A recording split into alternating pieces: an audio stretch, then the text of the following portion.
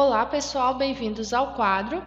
Nós vimos na última aula como são formados os espelhos esféricos, que existem dois tipos de espelhos, os espelhos côncavos e os espelhos convexos, e que é no plano meridional do espelho esférico que nós vamos traçar os raios incidentes e refletidos de luz e também os três pontos principais do espelho, que são o centro de curvatura, o foco e o vértice. Veremos a partir de agora mais algumas características das representações dos espelhos e também algumas características relacionadas à incidência de luz.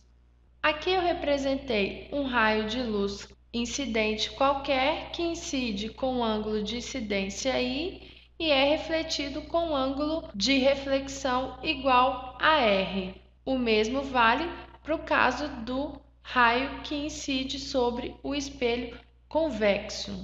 Observem que a reta normal segue sempre na direção do centro do espelho. Isso é válido para retas normais traçadas em qualquer direção, desde que ela passe pelo centro do espelho.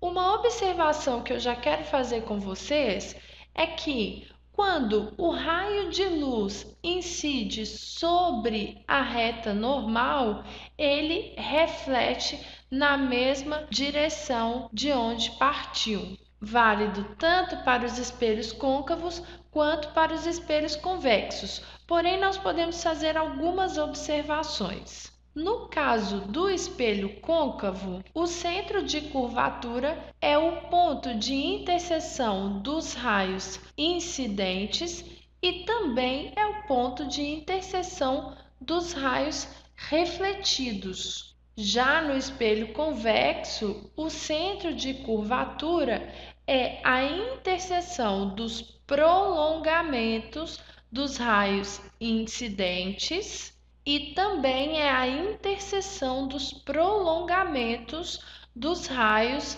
que foram refletidos. Como o C é um ponto de interseção tanto dos raios refletidos quanto dos raios incidentes no caso do espelho côncavo e dos prolongamentos dos raios incidentes e refletidos no espelho convexo, nós chamamos C de um ponto conjugado.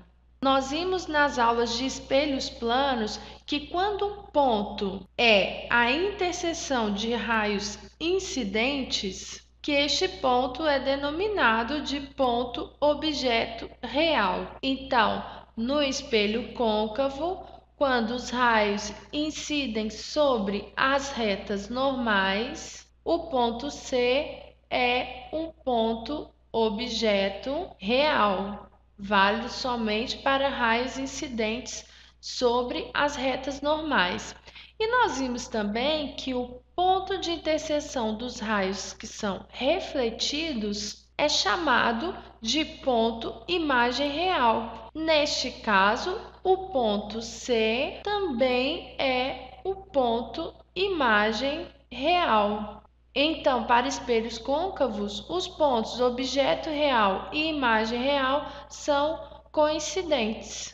Olhando agora para o espelho convexo, o ponto C é o ponto objeto virtual, uma vez que ele é a interseção dos prolongamentos dos raios incidentes. Ao mesmo tempo, o ponto C é o ponto imagem virtual, uma vez que ele é a interseção dos raios que foram refletidos. Então, ao contrário dos espelhos côncavos, no espelho convexo, a coincidência entre os pontos objeto virtual e imagem virtual. Mas, como são as imagens formadas nos espelhos esféricos? Tanto nos espelhos côncavos quanto convexos, as imagens formadas não são muito nítidas. Mas, entre o século XVIII e o século XIX, um físico alemão estudava os espelhos esféricos e observou que haveria possibilidade de formação de imagens nítidas se algumas condições fossem respeitadas. Na verdade, são duas condições principais que eu vou pontuar agora. A primeira delas é que os raios de luz que incidem sobre o espelho esférico, aqui eu estou exemplificando com o espelho côncavo, mas é válido para os dois espelhos. O raio de luz que incide, ele deve incidir paralelo ou com pouco desvio em relação ao eixo principal do espelho, e ele também deve incidir próximo ao vértice do espelho.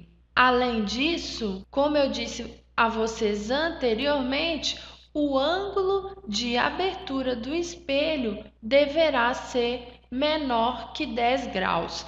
Então, olha só, pessoal, o espelho foi gerado a partir de uma esfera. Nós sabemos que o ângulo total de uma esfera é igual a 360 graus.